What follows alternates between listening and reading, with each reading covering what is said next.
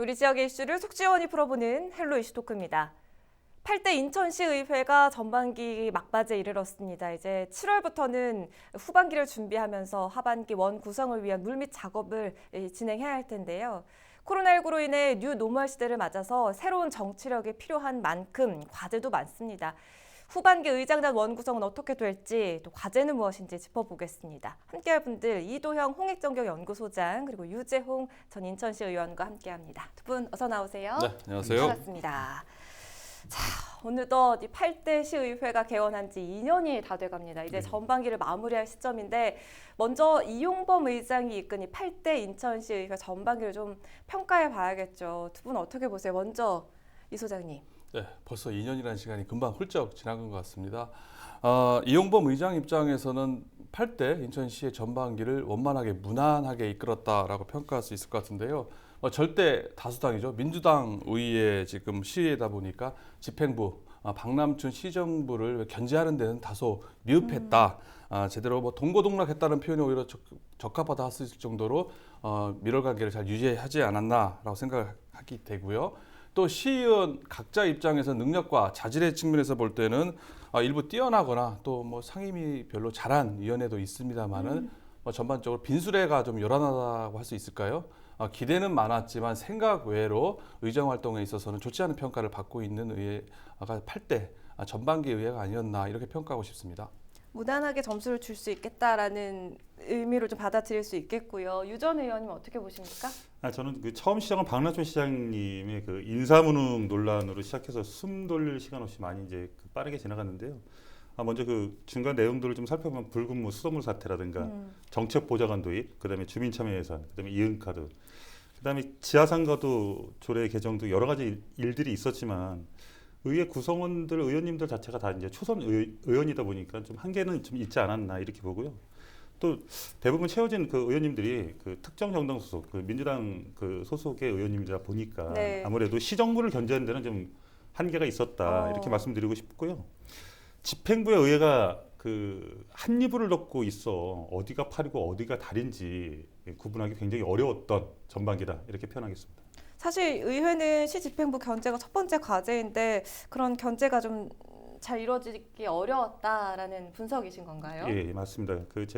왜 이렇게 말씀을 드리냐면 인사 문제만 보면 우리 인천시 출자 출연 기간에 고위직 자리에 선거 캠프에서 일했던 분들이 다수가 내려왔고 또 정치권에 계셨던 인사들이 임명되면서 굉장히 논란이 많았고요. 네. 또 붉은 수돗물 사태 또한 특위를 열었지만 알맹이 없이 끝났다 이렇게 말씀드리고 싶고 또 주민참여 예산 박남춘 시장님 들어오면서 의회에서 굉장히 증액을 많이 했죠. 수백억씩 증액을 했지만 결국에는 특정 단체에 위탁을 하면서 문제들이 많았습니다. 이런 문제들이 끊임없이 일어나고 또 잡음이 생기는 건 그만큼 시의원들의 역량에도 좀 문제가 있고 또 특정 정당의 독식한 의회가 이런 의회의 민낯으로 나타나지 않나 이렇게 봅니다. 네.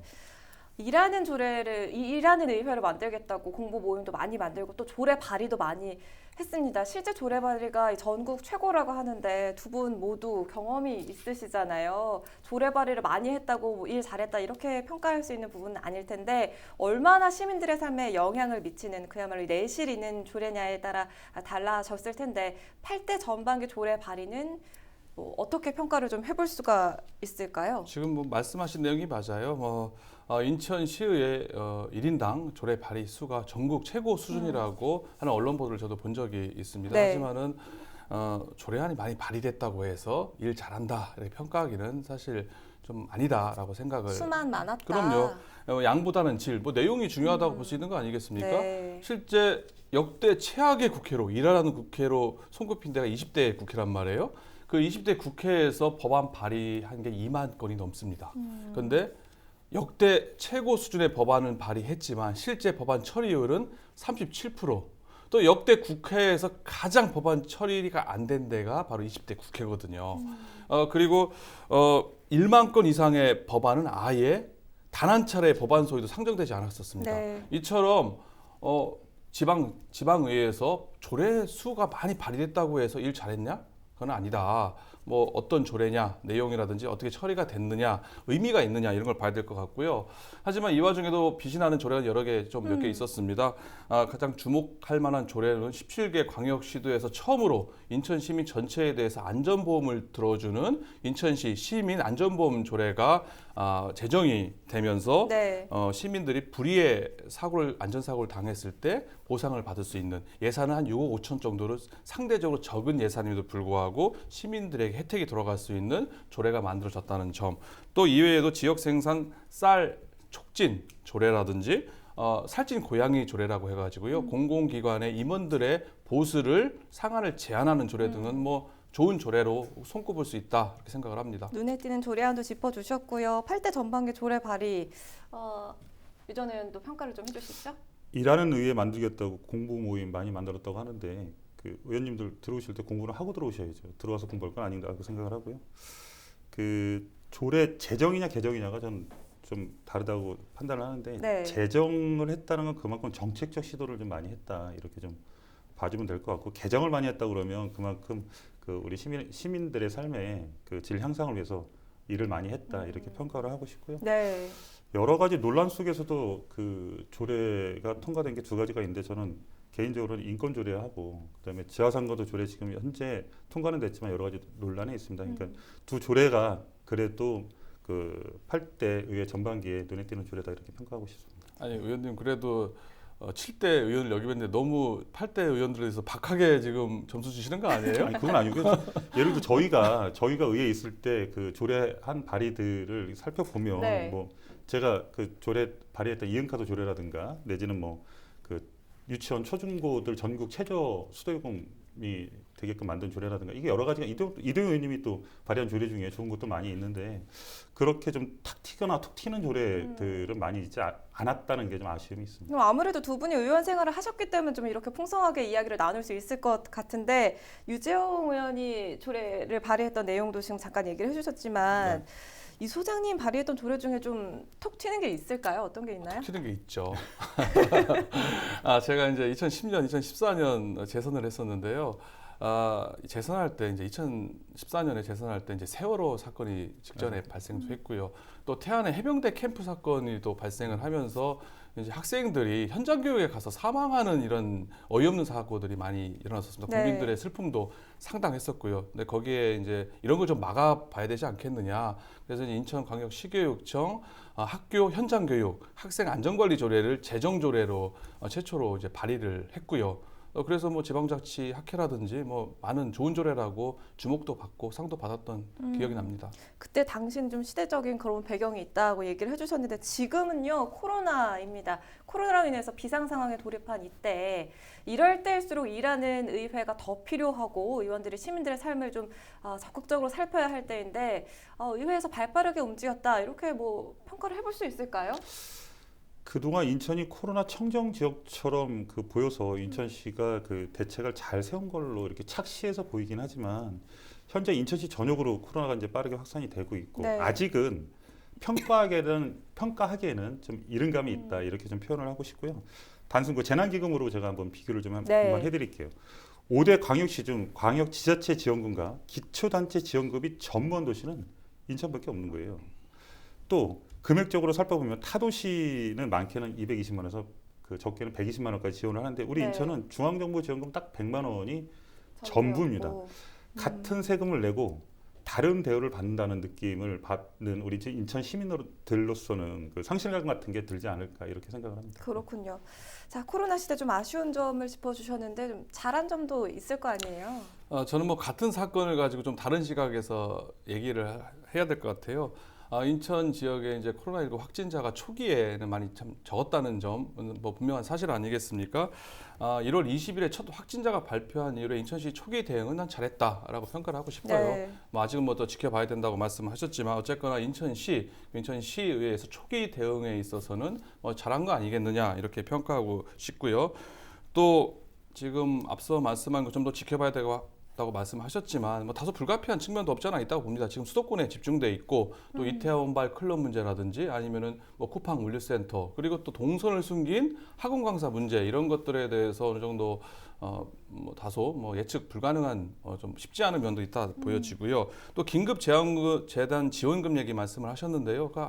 말씀하신 내용은 맞긴 맞습니다. 하지만은 긍정적인 측면으로 보자고 하면은 일단 이음카드라는 편리한 지급 수단을 통해서 긴급 재난 지원금을 이제 지급했다는 점 그리고 뭐 금액을 쪘다고 하지만 저는 재정 규모를 고려해서 원칙적으로 이렇게 지급한 거는 좋은 평가를 하고 싶어요. 네. 지금 경기도에서 기본 재난 소득을 지급하고 있습니다만은 남양주시 같은 경우는 아예 경기도 시책에 맞지 않게끔 주지 않고 그냥 국가에서 주는 긴급 재난 지원금에 하는 사례도 있는 것처럼 그거는 뭐 다소 아쉬운 점이 있을 수 있겠지만 뭐 지역 사정, 재정 규모에 따라서 다를 수 있다. 그렇죠. 저는 뭐 이거에 대해서는 원칙적으로 대응한 거에 대해서는 저는 뭐 좋은 평가를 하고 싶습니다. 그 이은카드 관련해서 하나 더 말씀드리면 이은카드로 재난 그 안전기금을 받기는 하지만 8월 말까지 8월 중순인가요? 그때까지 쓰지 않으면 그 코나이 회사로 귀속이 됩니다.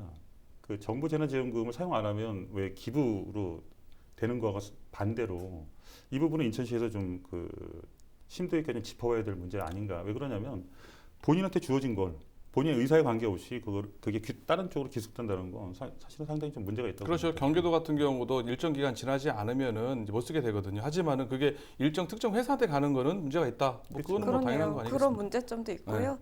자, 지금 8대 인천시의회 전반기 짚어보고 있는데 시의회가 이런 부분도 좀 아쉽다 하는 부분도 살펴봐야겠어요.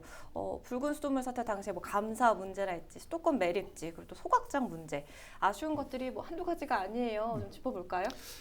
제가 보기에는 한 두 가지 정도로 보는데요. 인천 지하도상가 조례에 대해서 좀 한마디씀 더 드릴게요. 왜 그러냐면 이거는 그동안 2015년도부터 끊임없이 나왔던 얘기이고 충분한 시간이 있음에도 불구하고 다 차일피일 미뤘죠. 의회도 미루고 또 집행부도 미루고 그러면서 결국에는 졸속으로 조례가 좀 통과된 거 아닌가 네. 하는 느낌이 들고요. 두 번째는 영종도 갯벌 매립 문제를 좀 말씀드리고 싶은데 이게 지금 박남춘 시장님이 공약이기도 합니다. 그 보존하겠다라는 게.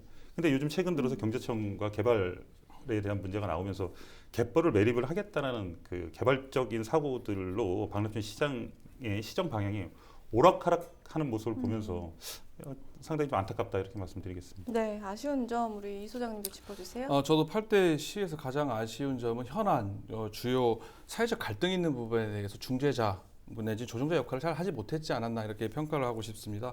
수도권 매립지라든지 청라 소각장 문제 등에 있어서 어느 정도 해법 대안을 제시하지 못했다 볼 수가 있을 것 같고요. 앞서 유 전 의원님 말씀하신 것처럼 특히 지하도상가 관리 운영 조례안을 처리하는 데 있어서는 상당히 미흡했다. 오히려 갈등을 해결하기는커녕 임차인과 시의 갈등을 증폭시키는 역할을 한 게 바로 이번 시의회 가장 큰 뭐 잘못 중에 하나라고 볼 수가 있을 것 같습니다. 이게 이제 민주당이 다수당이다 보니까 아무래도 집행부 견제하는 게 좀 미흡하고 유 전 의원님 말씀하신 것처럼 아무래도 이제 경험이 좀 부족하다 보니까 이제 시의회에서 집행부를 뭐 조례안이든 예산안을 감시하고 견제하는데 좀 부족하지 않았나 이렇게 생각을 합니다. 자, 이제 8대 시의회 후반기 원 구성에 들어갈 텐데요. 37석 중에 3석을 빼고는 모두 민주당이 가져갔습니다. 민주당 의원들이 어떻게 원 구성을 할지 관심이 모이고 있는데 이번에는 민주적으로 투표로 선출하겠다고 선언을 했습니다. 근데 민주주의에서는 투표로 원 구성하는 게 당연한 거 아닌가요? 당연한 거죠. 그리고 대부분 원칙적으로 경선을 통해서 투표를 하는 것이 또 맞는 사례고요. 그런 네. 관례적으로 많이 합니다. 다만 인천시의 8대 전반기가 그렇지가 않았거든요. 우선 선수를 우선 고려를 했었고요. 그 다음에 이제 지역 안배 그리고 또 지역위원장 현역 국회의원들 7명을 비롯한 지역위원장들의 입김이 어느 정도 작용을 해서 네. 어느 정도 원구성이 됐었던 전례가 있습니다. 그렇다 보니까 3선에 이용범 의원이 의장이 된 거고요. 나머지 재선 의원들이 부의장, 상위위원장을 차지하고 그 다음에 지역 안배에 따라서 그리고 지역위원장, 국회의원의 입김에 따라서 원구성이 자연스럽게 추대 형식으로 됐었던 네. 건데요. 하지만 8대 의회 후반기에 좀 상황이 달라진 겁니다. 왜냐하면 전반기에 의장이라든지 부의장, 상위위원장 했던 사람 더 이상 출마를 못하게 돼 있거든요. 그러다 보니까는 재선에 부평 1선거구죠. 신은호 의원을 제외하고 다 초선입니다. 그리고 이번에 21대 국회 총선에서 지금 뭐 11석이라는 민주당 의원이 들어가기 때문에 이게 눈치를 서로 봐야 돼요. 직접 국회의원들이 관여할 수가 없기 때문에 쉽지 않을 것 같고요. 결국 투표로 뭐 결정되지 않을까 이렇게 생각을 합니다. 워낙 이전에 그러니까 관례대로 움직였던 부분이 크다 보니까 이번에 투표를 한다는 게 오히려 화제가 되고 있는데 뭐다 내정이 되어 있는 건 아닌가요? 어떤가요? 기본적으로 투표로 하는 거는 내정이 돼서 이제 투표는 하니까는요. 근데 기본적인 건 아마 그 민주당 당 차원에서 정리를 해서 가지 않을까. 왜 그러냐면 그 당선된 국회의원님도 워낙 많기도 하지만 또 민주당 의원님들도 워낙 시의원들이 많기 때문에 내부적으로 아마 정리가 될 거라고 보고요. 의장 선출함에 있어서 보통 이제 의장들에 대해서만 저희 이제 당이 좀 다른 것 같아요. 민주당 분위기하고 미래통합당 분위기는 조금 다른 점이 있는데 저희 당 같은 경우는 의장 구성 정도에만 국회의원들이 좀 입김이 좀 작용을 하지. 그다음에 이제 상임위원장이라든가 내지는 의장단 구성을 하는 데 있어서는 크게 입김은 없고 요즘 또 의원님들 추세가 국회의원들이 뭐 그 얘기를 한다고 해서 말을 잘 듣는 의원들이 그렇게 많지는 않습니다. 그런가요? 자기 소신껏 하는 의원들이 너무 분위기가 많다. 그래요, 요즘에. 네. 이렇게 좀 당마다 말씀 좀 분위기가 드릴게요. 좀 다르다는 네. 이야기들 아니, 민주당도 잘 주셨는데요. 말 듣는 분위기는 아닌 것 같아요. 거기는 좀 네. 듣는 편이에요. 저희는 네. 딱 자기 거기가 거기인 것 생각대로 같아요. 그냥 네, 진행을 제가 해버리세요. 네. 그렇군요. 만약에 초선이 의장단에 오를 뭐 확률 같은 건 별로 없나요? 그럴 가능성이 매우 크다고 볼 수가 있습니다. 지금 기존에 상임위원장 내지는 의장했던 사람이 출마 못하니까 결국은 지금 유일한 재선인 신은호 의원이 의장이 될 가능성이 상당히 높다라고 네. 점쳐지고요. 부의장들 후보가 지금 한 5명가량이 점쳐지고 있는데 모두 초선입니다. 그래서 의장을 제외하고는 부의장, 뭐 5개 상임위원장, 운영위원장까지 해서 대부분 초선으로 구성되지 않을까라고 생각이 들고요. 다만 이제 관심 포인트는 지역 안배가 과연 이루어질까 이번에 그게 좀 관심사를 할 수가 있습니다. 물론 뭐 고려한다라고 얘기는 하긴 하지만은 결국 투표로 결정되는 거거든요. 그런데 시의원 수가 가장 많은 곳이 이제 부평하고 남동구가 6석이 있단 말이에요. 그래서 그 두 지역으로 쏠림 현상이 발생하지 않을까 좀 관심 있게 지켜봐야 될 부분인 것 같습니다. 저도 한 말씀 드리면 지금 현재 그 당 내에서는 뭐 재선 의원이 신은호 의원님밖에 없으니까 그쪽으로 결정된 것 같은데 네. 이게 만약 초선 의원이 된다 그러면 하반기 시의회는 망했다 이렇게 표현해도 좀 될 것 같습니다. 왜 그러냐면 당에서 내정된 것들과 시의원들의 방향이 잘못 잡혀서 그렇게 되면은 그 민주당 시당과 민주당 인천 시당과 인천시 의회가 결국은 엇박자가 나게 됩니다. 그러면 하반기에 있을 여러 가지 사업들이나 여러 가지 방향들에 대해서 계속 충돌하지 않을까 이런 우려도 좀 있습니다. 네, 그럴 가능성은 좀 낮을 거라고 저는 생각을 해요. 초선이 뒤집고 신은호 의원을 물리치고 의장이 된다. 가능성 좀 낮지 않을까. 근데 제가 보기에는요, 이게 인원이 적을 때는 그게 단도리가 돼요. 이렇게 되는데 인원이 이렇게 많을 때는요, 30명이 넘는 숫자를 갖고 있잖아요. 이거 다 그 정리하기 어렵습니다. 초선 의원님들이 워낙 많기 때문에 이분들의 생각들을 잠재우기는 그렇게 쉽지 않다. 그래요. 그 저는 부분 좀 이렇게 지켜봐야 될 것 같고 지역 안배 포인트를 짚어주셨는데 또 관심 갖고 볼 포인트가요. 야당 몫이 있을까 하는 부분이에요. 민주당이 다수당이다 보니까 이 원구성도 민주당이 다 나눠 갖게 될 텐데 야당 몫이 있을 거라고 보세요? 초선 의원님들이 이렇게 그 의장까지 나오신다는 분위기가 있는데 야당 몫 주겠습니까? 제가 봐서는 그 초선 워낙 민주당 의원들이 많기 때문에 야당 몫은 아예 없다 이렇게 판단하는 게 맞을 것 같습니다. 네. 저는 제대로 분석하고 판단하시는 것 같아요. 쉽지 않을 거라고 보여집니다. 한 석밖에 안 되니까요. 지금 뭐 코로나19 지역구는. 확산세가 십상치 않은데요. 하반기 시의회는 포스트 코로나 시대도 준비를 해야겠지요. 시의회 차원에서 포스트 코로나 뭐 어떤 부분을 좀 준비를 해볼 수가 있을까요? 일단 포스트 코로나 문제는 인천시가 잘 대응하고 대처해 나갈 것이라고 생각이 됩니다. 또 그렇게 해야 되고요. 아무래도 인천 시민의 건강, 안전과 직결된 문제다 보니까 그렇게라고 할 수 있는데요. 시의회 차원에서 뭔가 한다기보다는 시의회 본연의 임무가 바로 견제와 감시 역할 아니겠습니까? 즉 코로나19로 인해서 침체된 경제 지금 말이 아니잖아요. 이거를 활성화시키고 또 중소기업 그리고 중소상인들에 대한 지원, 고용 안정을 위한 각종 시책에 있어서 필요한 건 신속하게 인천시의회가 발맞춰줘야 된다.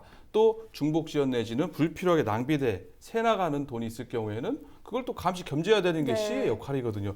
이 기본적인 역할에 충실하는 게 바로 인천시의회 8대 네. 후반기가 해야 될 일이 아닌가 저는 이렇게 강조하고 싶습니다. 저는 뭐 이대용 의원님과 같은 생각인데요. 큰 틀에서 보면 그 송도 바이오 클러스터 확대 문제라든가 내지는 바이오 그 허브 단지로 육성하고 또 항공 산업 중심과 그 간염병 대비해서 네. 우리 영종도의 국립병원 설립에 좀 하반기에 의해서 힘을 실어서 좀 추진을 해줬으면 그 포스트 코로나 이후에 우리 인천을 생각해 볼 수 있지 않을까 이렇게 판단하고 이제 네. 이동 의원님한테 하나만 좀 여쭤보고 싶습니다. 네, 지금 시간 관계상 여기까지 네. 아, 마무리를 해야 될 것 같은데 네. 오늘 7월 초에 회기를 열고 이제 의장단을 선출하게 되는데요. 두 분이 이야기한 좀 선언적으로 이야기한 부분이 얼마나 맞을지 우리 관심 있게 좀 지켜봐야겠습니다. 헬로 이슈토크 오늘 준비한 소식은 여기까지입니다. 시청해주신 여러분 고맙습니다.